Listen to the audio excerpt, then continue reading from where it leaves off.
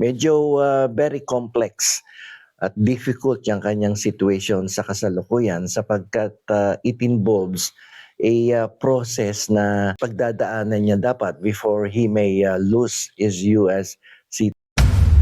Itong oath of allegiance na to, ang question ko is, inabandon ba expressly ni Congressman Erwin Tulfo? So hindi ka pwede basta magdideklara na null and void yan, kaya Filipino citizen pa rin ako. Tinanong din ng Commission on Appointments yan nung kino-confirm siya as Secretary of DSWD isa sa pinaka-importanteng kwalifikasyon upang ikaw ay maglingkod bilang senador is that dapat natural born citizen ka. Ang revocation ng US passport does not include revocation of US citizenship because the revocation of the US passport lies within the jurisdiction of the US Department of State, while on the other hand, the revocation of the US citizenship is within the jurisdiction of the federal court. Dadagan, Balita News Update. At sa amin, nakapag-harvest na kami.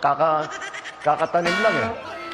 So, hindi, buti na lang yung timing, hindi yung bago aanin, nakapag-anin na tayo. So, kung yung season na susunod, okay. It's, there's hindi... 5,000 pesos. Ang ganda mo today. Hindi, bakong bangaw. At sa amin,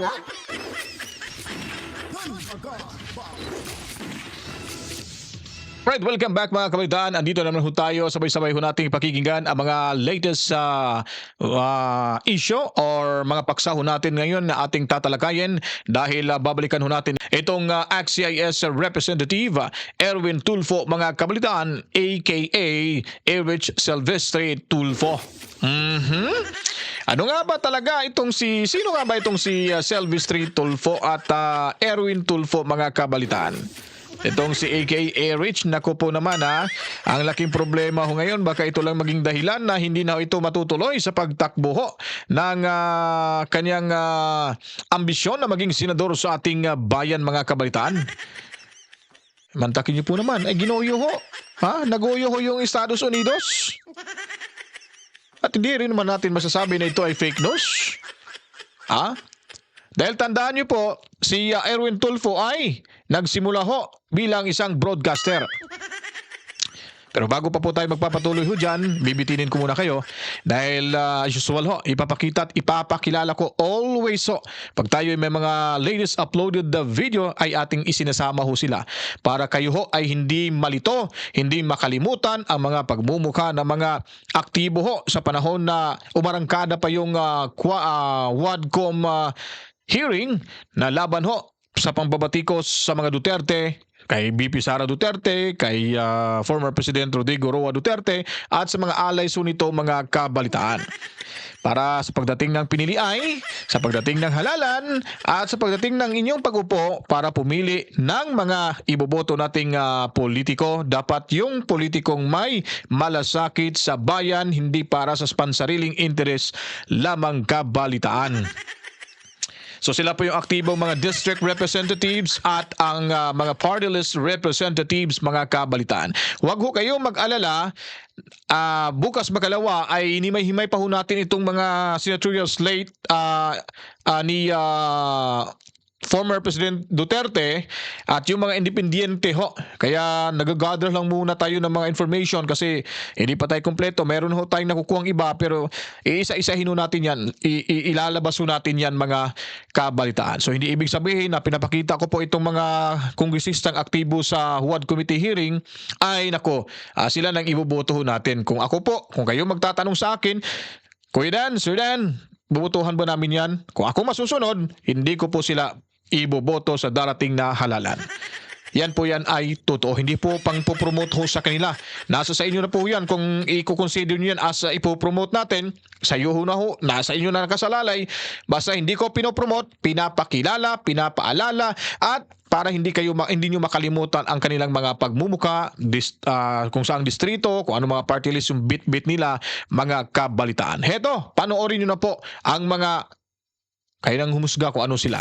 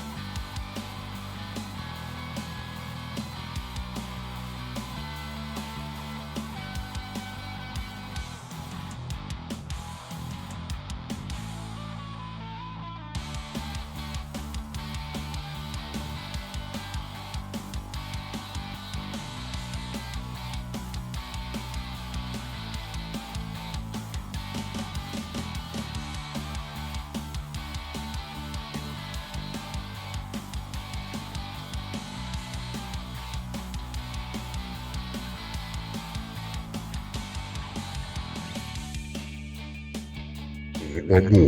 Alam nyo na.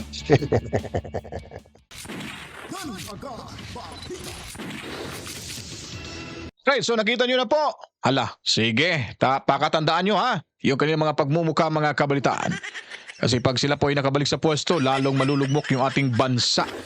Lalong dumami yung utang ho ng ating bansa. Lalong tayo ay magugutom na. Kawawa yung ating mga susunod na mga henerasyon, mga kabalitaan. Alright, tuloy ho tayo dito sa ating paksa ngayon patungkol ho kay Erich Silvestre Tulfo, aka ho yan niya ha, alias po ho yan, pero yung totoong pangalan pala nito ay talagang si Erwin Tulfo. Bata pa ako, kilalang ko na si Erwin Tulfo. Idol ko ito sa pagbabalita, mga kabalitaan. Dahil straight to the point ho, walang kinikilingan, walang pinoprotektahan, pero may sariling kalukuhan. Yun pala ho yun, mga kabalitaan, di ba? So talaga hindi naman tayo perfecto. Minsan kasi pag yung may mga tao talagang nabubusalan ho ng pera ay nananahimik na at nagbabago na ho yung desisyon. At may mga tao rin naman na hindi madadala sa kumikinang na puting subre, mga kabalitaan. Ngayon po ay pag-uusapan ho natin itong si Erwin Tulfo. Alam niyo po, at hag o kita naman natin, klaro pa naman sa crystal clear na yung kanyang misrepresentation ho. Mantakin niyo po, may pinipresentang dokumento like live birth ay pinanganak sa Hawaii. Tapos may live birth din pala dito sa ating bansa na ipinanganak sa Tacloban, Leyte, Eastern Visayas, mga kabalitaan. So ibig sabihin nun, dalawa pala yung kanyang pagkakilanlan. Dalawa din kanyang live birth. Hindi po ba ito ay talagang hindi saklaw sa ating saligang batas? Ito'y pandarambong. Ito'y pangguguyo ho. At lahat-lahat na pwedeng itawag ho natin sa ganitong klaseng nilalang, mga kabalitaan. Mahinang nilalang pala itong si Erwin Tulfo. Nadadala ho. Kasi pag hindi ka Manila ang mahinang nilalang, ay talagang palaban ho kayo. Talagang tapat kayo sa inyong sarili at sa taong bayan. Kung ating balikan ho, itong si Erwin Tulfo, matagal na ho ito nagtatrabaho bilang kolumnista, bilang broadcaster, journalist, at mas nakilala ho siya bilang Erwin Tulfo sa XXX. Diyan sa ABS-CBN Kabalitaan. At napadpad pa yan sa UNTV ba yun? Hindi ako nagkamali. Basta yung PTV at kung ano-ano pa. Radio station. Ay nako. Paano nangyari ho yun? US citizen pa pala yung taong mamang yun. Di po ba? Kailan na po ba ito pinadalhan ng love letter dyan sa US Department? Sa embahada ng Estados Unidos. Kamakailan lang, October 2022, 11/2022. So, 2 years ago, 3 years, almost 3 years na kasi papasok lang ng 2025. So, nalaman niya lang mga kabalitaan. October 11, 2022 at pinapabawi yung dokumentong iyon. Yung SSN number at saka yung passport na nakapangalan ho kay Erich Silvestre Tulfo, mga kabalitaan. So matagal na po pala tayo niloloko nitong si Erwin Tulfo. O tama ho, may ebidensya ho tayo. Masasabi ho natin matagal na pala niloloko yung taong bayan, pati yung pinagtatrabaho ng kampanya na siya pala ay US citizen. At hindi naman sinasabi mga kabalitaan na October 11, 2022, pag sinabi hong na-revoke yun o ni-revoke yung kanyang US passport, ay ibig sabihin nun, marirevoke na rin yung kanyang US citizenship. Hindi po ganun mga kabalitaan, ayon pa nitong si Attorney Bueno. Maya-maya ipapakita ho natin sa inyo kung ano po yung mga explanation niya ho dito. Talagang makikita nyo na matagal na pala tayo niloloko ni Erwin Tulfo, mga kabalitaan. Based lang po yan sa statement ng ating nakukuhang impormasyon ni Attorney Bueno. Mantakin nyo po, sa sinasabi ko ay talagang komplikado na ho yung kanyang sitwasyon ngayon. Very difficult, ika nga ni Attorney Bueno. Kasi nga po, pag sinasabi mong October 11 pa lang, 2022 niya nalaman na na-revoke na pala yung kanyang US passport. At the same time, baka isipin ho natin pag na-revoke na yung US passport ay marirevoke na rin together with his US citizenship, mga kabalitaan, which is not. That's incorrect. Kasi nga, yung federal court, yan lang po mismo ang makakapag-revoke o magpapawala ng visa yung US citizenship nyo, mga kabalitaan. At hindi ho right away, right there and then, na marirevoke pag i-revoke yung US passport nyo. May mahahabang proseso na yan, mga kabalitaan.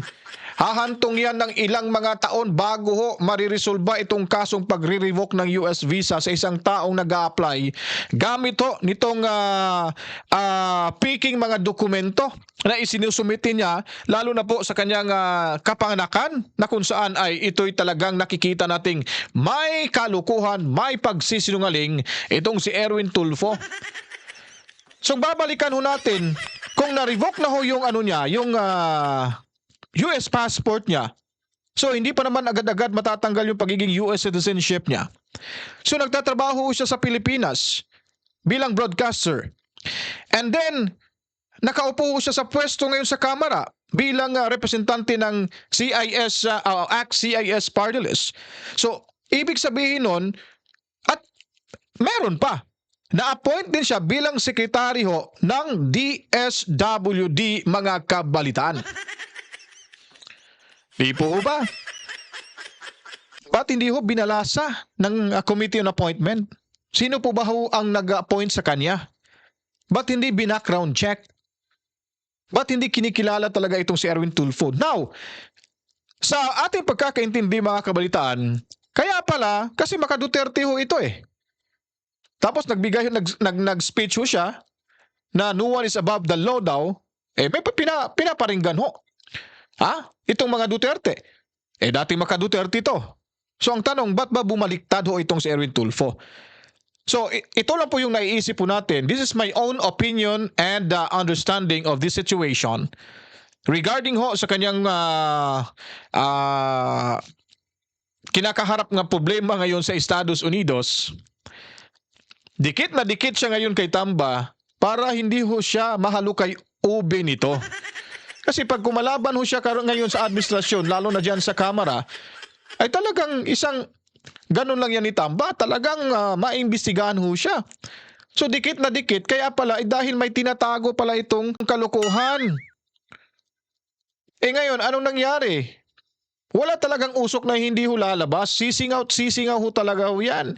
Mangangamoy talaga yan, mangangamuti talaga yan kahit anong mangyayaring pagtatago mo sa isang bagay.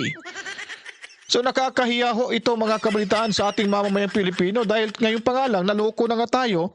Naloko na nga niya yung Estados Unidos, yung gobyerno ng Estados Unidos.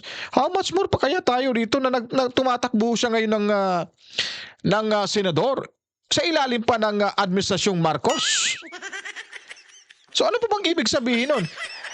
Ibig sabihin nun, kung hindi pa natanggal, kaya ayon nga sa batas na isasalaysay nito ngayon ni Atty. Bueno na hindi agad-agad matatanggal or mapawalang visa itong kanyang US citizenship kahit revoke na yung kanyang US passport. So ibig sabihin nun, nananatili pa ngayon mga kabalitaang US citizen itong si Erwin Tulfo. Ba't may pwesto ngayon sa gobyerno? Ba't si Alice Guo gumawa, sabihin na lang natin, si Alice Guo ay talagang bumili ng fake live birth para makapagtakbo ng mayor sa kanilang lugar dyan sa Banban. Di ba, hinabol-habol, ganun lang ho, nahuli na ho siya, nakulong na, marami ng kaso. Ba't itong si Erwin Tulfo, hindi pa natin na-actionan yan sa kamera? Para mapigilan yung pagtakbo niya, tatapusin niya muna, susulbarin niya muna yung problema niya bago siya magpapatuloy na magpapahalal bilang senador sa ating bansa, mga kabalitaan. For the sake of delikadesa, dapat yan ang gagawin ho niya. Bali-balita nga daw, si Raffy Tulfo, idol ko pa naman to mga kabalitaan. Marami daw tong ilang beses na to ikinasal at may mga live birth bang kinukuha. I do not know. Opinion ko to, hindi ko sinasabing meron, pero just as what I've heard from the other vloggers. So, that's it. So, akala ko yung integridad, yung dignidad, yung credibility ng mga Tulfo ay talagang mahigpit, mga kabalitaan. Ngayon may mga tinatago pa pala silang kabalbalan sa kanilang sarili. Sana mabigyang aksyon ho ito ng Kamara. Tingnan natin para malaman natin yung Kamara walang kinikilingan, kakampi o hindi kakampi, ay talagang bibigyan ng aksyon ho ito para ho sa kapakanan ng taong bayan.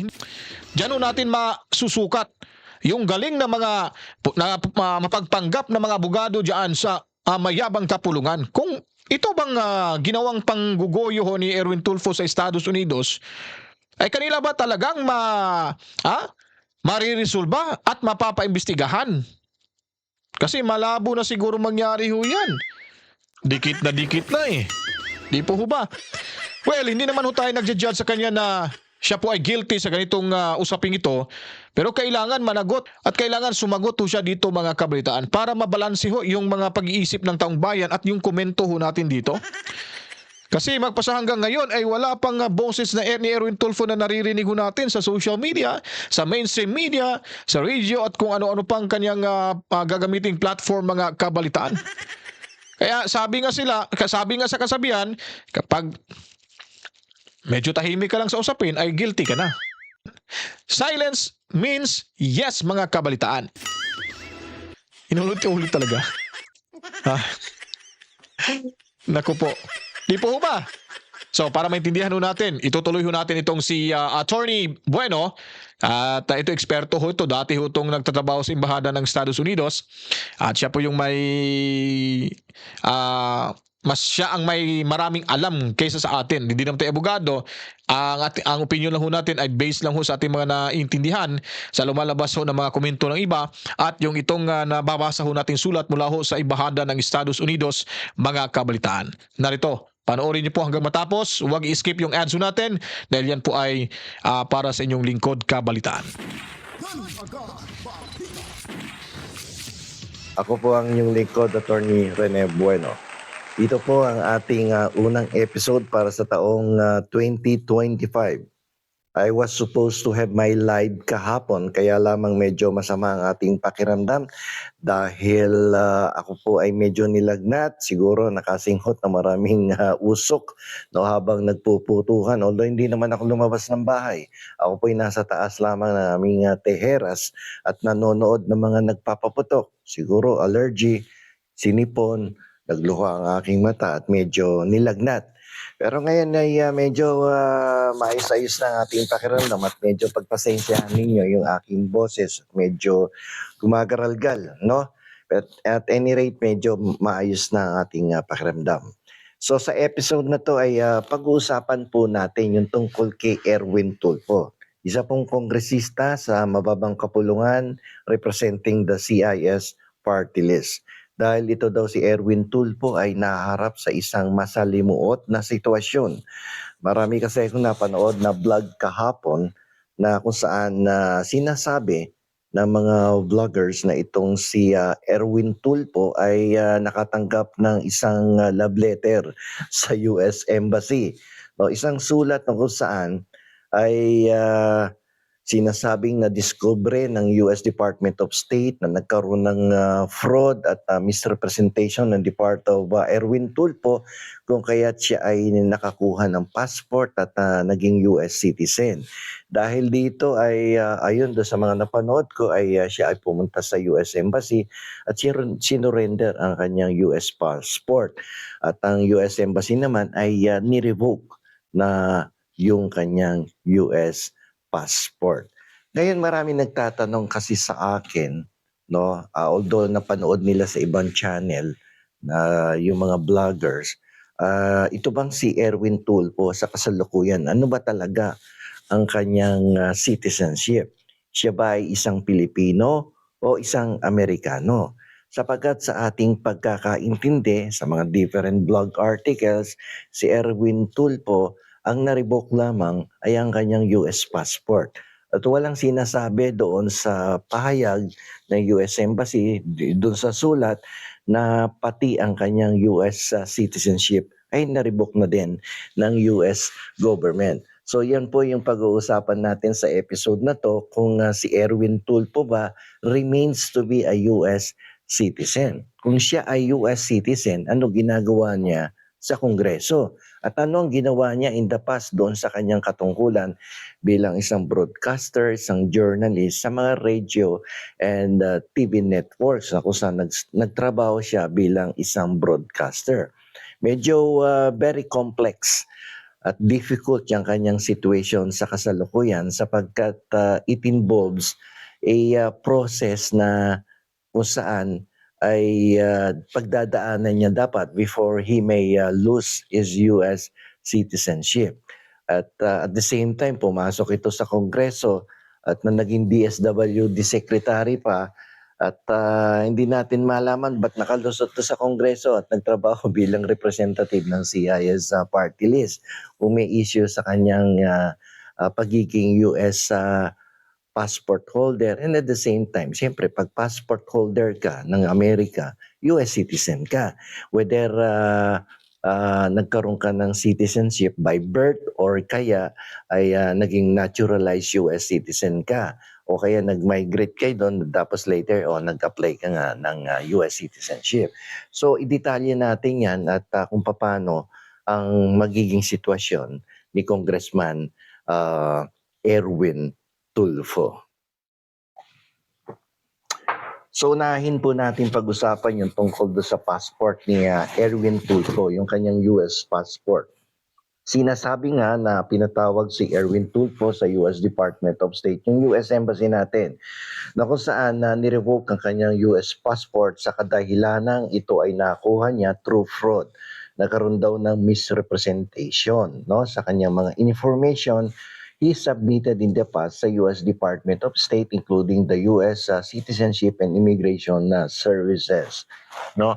So ngayon, ano nangyari sa kanyang US citizenship? Does it include the revocation of his US citizenship?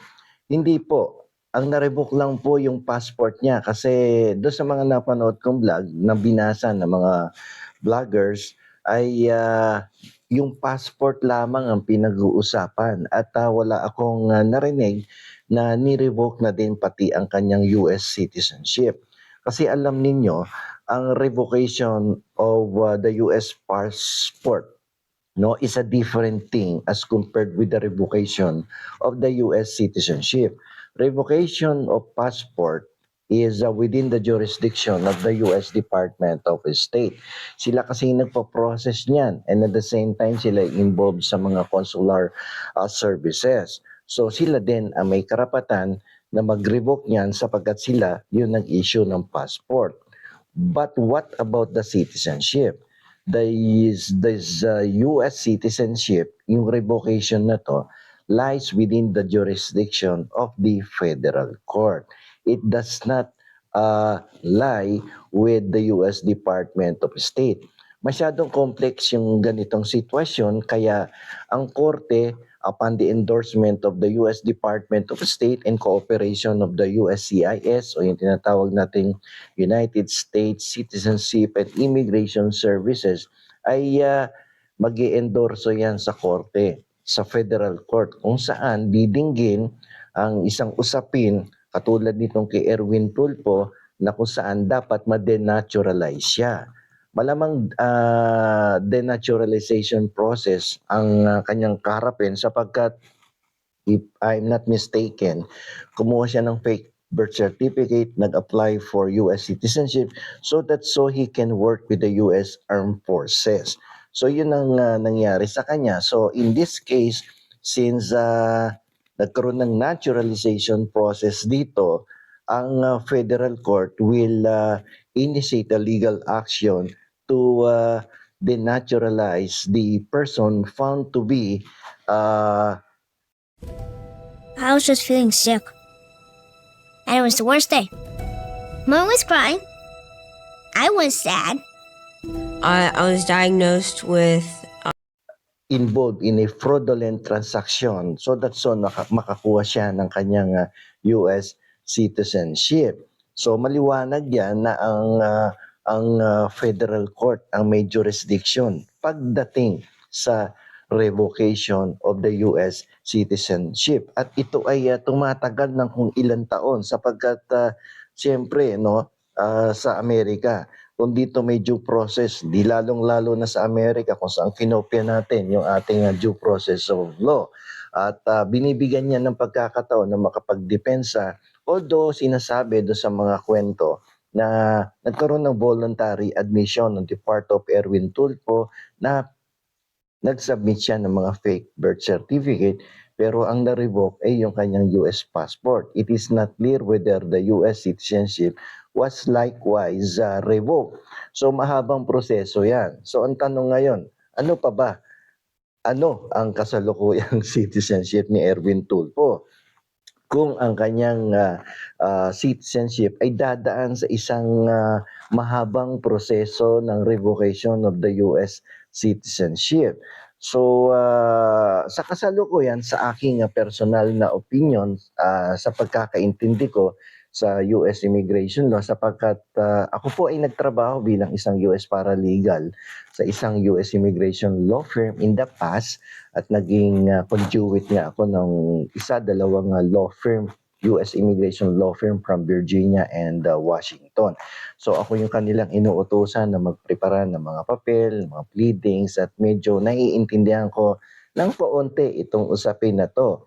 So hindi ka basta-basta tatanggalan ng citizenship, ito ay dapat dumaan sa isang mahabang proseso ng denaturalization na dapat pumunta sa korte at magkaroon ng pagdinig upang malaman kung ano yung mga ebidensyang na-discover upang tuluyan ng tanggalan ng citizenship ang isang taong nandaya ng mga dokumento upang makapagsilbi lamang sa US Armed Forces. Ngayon yung pangalawang usapin natin dito, yung allegiance ni Congressman Tulfo. Sapagkat aayon naman sa ating konstitusyon, dapat ang allegiance mo na isang bansa lamang. Kung Pilipinas, Pilipinas lamang. Kung Amerika, Amerika lamang yung allegiance mo. So assuming nag-apply siya ng citizenship sa Amerika para makapagtrabaho sa US Air Force o sa US Armed Forces, ay may proseso din yan. Kapag bago ka manungkulan bilang isang US Armed Forces, US Navy, ay kinakailangan ikaw ay mag-fill up ng form, yung oath of allegiance, allegiance to the United States of America. Ito yung isang dokumento na magpapatunay na ang iyong loyalty at ang iyong puso at damdamin ay nakatutok lamang sa bansang Amerika bago ka payagang magsilbi bilang isang militar. So may oath of allegiance to the United States before you may be allowed to serve the military. Itong oath of allegiance na to, ang question ko is, inabandon ba expressly ni Congressman Erwin Tulfo? At sapagkat ngayon ay kiniklaim niya na siya ay, ang argumento niya ay isa pa rin siyang Pilipino kasi nga null and void yung kanyang US citizenship sapagkat nagsumite siya ng mga fake documents. Inamin niya yun. Pero hindi to isang bagay na ikaw lamang ang magdidesisyon. Ito po ay dumadaan sa hukuman, doon sa hukuman sa Amerika. So alam niyo naman ng mga korte, pakialamero yan. Biski sa mga family matters, palagi nakikialam yan. So hindi ka pwede basta magdideklara na null and void yan, kaya Filipino citizen pa rin ako. So may karapatan ang US government na busisiin yan sapagkat ikaw ay nagsumite ng mga dokumento sa kanila at may katungkulan sila na malaman ang mga ebidensya, mga dokumentong iyong isinumite kung totoo ba ng fake yan. Ang nakakapagtaka dito, napakahigpit ng USCIS, yung US Department of Immigration Services, yung lalo na yung US Department of State, lalong-lalo na sa US Armed Forces, napakahigpit niyan. Double validation ang ginagawa niyan bago ka payagang mag-take ng oath of allegiance, bago ibigay ang citizenship sa iyo, 10 beses chinecheck ang mga dokumento mo. So ang parang tingin ko dito, ano ba ang totoo? Yung birth certificate mo sa Amerika o yung birth certificate mo sa Pilipinas? Kasi ang proseso sa Amerika napaka-stricto. Yung mga dokumento talagang well scrutinized yan, no? Binabalidate ng gusto.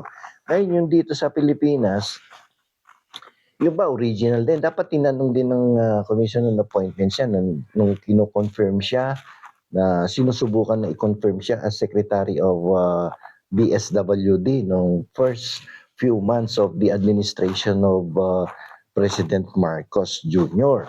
So, parang lumalawas tuloy. This is another case of Alice Go na kung saan upang makatakbo ng bilang alkalde ng Bambantarlac ay nagsumite ng fake birth certificate. Dito naman kay Erwin Tulfo ay sinasabing Pilipino siya at pinanganak sa Leyte at sinasabi na siya ay talagang natural-born Filipino citizen. Otherwise, hindi siya magka-qualify as a congressman because one of the qualifications is that he must be a natural-born citizen dito sa ating bansa, hindi sa Amerika. Ayun, mahirap yun sapagkat naging napaka-difficult ng kanyang situation. Very complex ang kanyang sitwasyon sa kasalukuyan.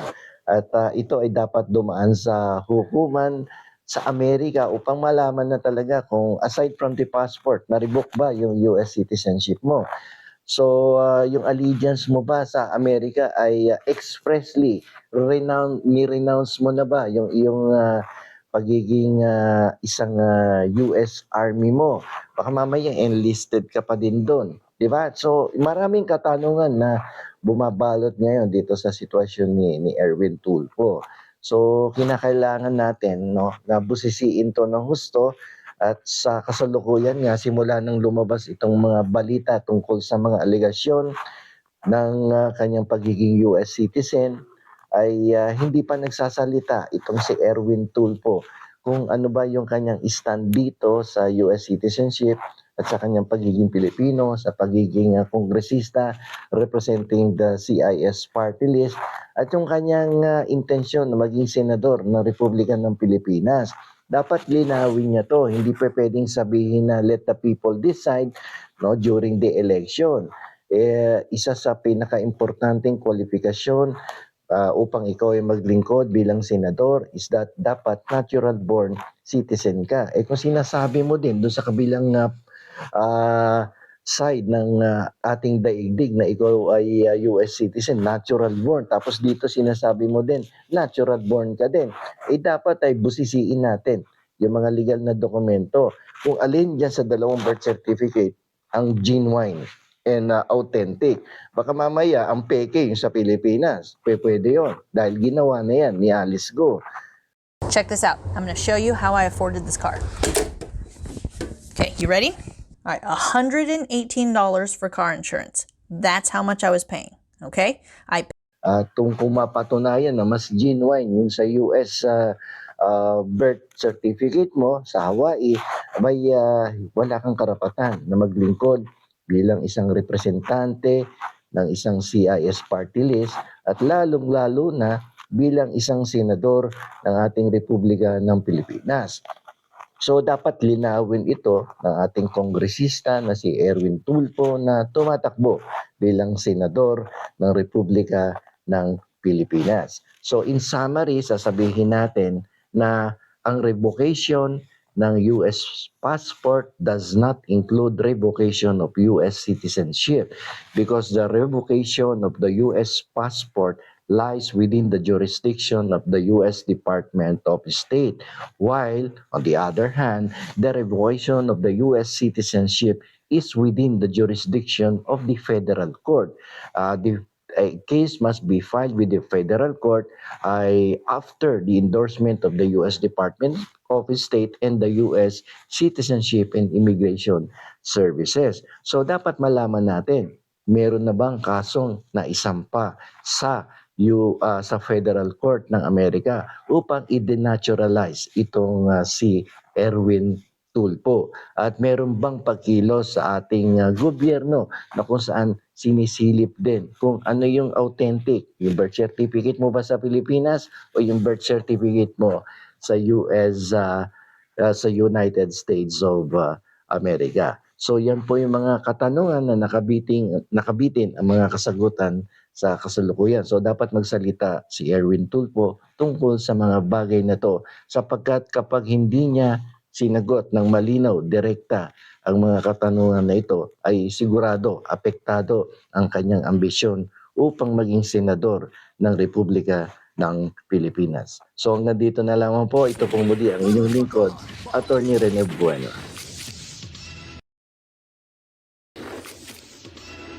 Alright, yun na po mga kabalitaan, no? Talagang napakalaki ho palang problema, very complex ho ngayon yung situation nitong tumatakbong senador, si CIS Party List Erwin Tulfo aka Erich Silvestre Tulfo, mga kabalitaan. Di po ba? Kaya yung komento ko po dito, kasi nga, ang mayabang kapulungan mga kabalitaan ay talagang mahigpit ho sa sinasabing pagkukuha ng mga fake live birth o birth certificate at isa na sa halimbawa na kanilang hinahabol ay itong si Alice Guo. So ngayon, kitang-kita naman ho natin na napakalaki yung problema palang kakaharapin ni Erwin Tulfo dahil ito ay isang malaking labag sa batas. Itong kanyang pagkuha ng live birth at unay kanyang diniklarang siya ay ipinanganak sa Hawaii at nang ito ay nagkabukingan na sa Federal Court or Department ay nako naman no. Problema ay sinabi na naman ito ay siya ipinanganak sa Tacloban, Leyte, kaya nabuking ho yung kanyang pagkakilanlan mga kabalitaan. So ngayon, ang tanong ho dyan, ano nga ba ang totoo talagang citizenship nitong si Erwin Tulfo aka Erich Silvestre Tulfo, mga kabalitaan? Kasi marami hong katanungan ngayon kung bakit andyan pa siya ngayon sa Kamara, ba't hindi ho ito dinesisyonan at kumbaga pinapahinga muna para hindi ho magkakaroon ng malaking problema kasi ho siya ay isa pa ring representative ng ACT-CIS party list. Ba't ho ba natin sinasabing malaking problema? Ayon pa ho nitong ekspertong abogadong si Attorney Bueno na hindi pa ho natin malalaman kung ano ho ba yung kanyang citizenship ngayon kasi wala ngang sagot si Erwin Tulfo dito. Ipinagpikit balikat niya lang ho itong usapin na laban sa kanya mismo. Kasi ang sinasabi ho rito, pag yung revocation ng US passport ay diyan lamang ho nakatutok dahil ika nga ang US CIS or itong Federal Court, ito ho yung jurisdiction mga kabalitaan kung saan ito ang may kapangyarihan na i-revoke ko itong citizenship ng tao kung sakali pa naman ay mapapatunayan na ito ay nagsusumite ng mga malisyosong dokumento or fake documents dahil ang US Department or Federal Court at itong US CIS ay istrikto at will scrutinize po yung mga dokumento. Kumbaga, binabalasa talaga ito ng gusto. At ang tanong kung bakit ito nakalusot, bakit nakasilbi ho bilang military ng Estados Unidos itong si Erwin Tulfo na kung saan ay makikita na naman sa result last October 22 na nagkakaroon ho ng malaking problemang ano bang tawag nung pangguguyo ho ng gobyerno sa Estados Unidos na itong si Erwin Tulfo mga kabalitaan. Kaya ating pakabangan kung ano ho magiging sagot ni Erwin Tulfo dahil siya po ngayon ay di umano'y nangunguna sa senatorial race para ho sa midterm election 2025 kabalitaan. So ngayon po ay abang-abangan natin ilang mga araw, ilang mga oras baka magpalabas ho ito ng statement si Erwin Tulfo dahil siya ay ngayon ay inulan ng batikos ng mga vloggers. Nilang vloggers ng mga DDS pati yung mga independent vloggers ay talagang binatikos siya ngayon na kailangan ho itong sagutin ni Erwin Tulfo upang matuldukan at malaman ng taong bayan na karapat-dapat nating malaman dahil siya ngayon ay tumatakbong senador ilalim ho ng PBBM administration kabalitaan. Kaya kung nagustuhan niyo po itong ating reaction video, huwag kalimutan mag-subscribe, pindutin ang notification bell, huwag kalimutan mag-subscribe at pindutin ang notification bell, like, comment at i-share niyo po. Samahan niyo po ako. Huwag kalimutan mag-subscribe, pindutin ang notification bell, like, comment at i-share ang video ito para ho lagi tayong updated lahat-lahat sa mga kaganapan sa ating lipunan. At pakiusap, huwag niyo pong i-skip yung ads na inyong mapapanood sa video natin dahil ito po ay nakakatulong sa atin at malaking bagay na ho ito sa inyong lingkod kabalitaan. Kaya ako'y magpapaalam na po. Matsalam ho sa inyo. Kita-kits na naman tayo sa susunod pang mga video i-upload ho natin dito sa ating munting bahay. Reaction video, danagan, balita, news update. To God be the glory. Mwamwa. Chip, chip. Peace out.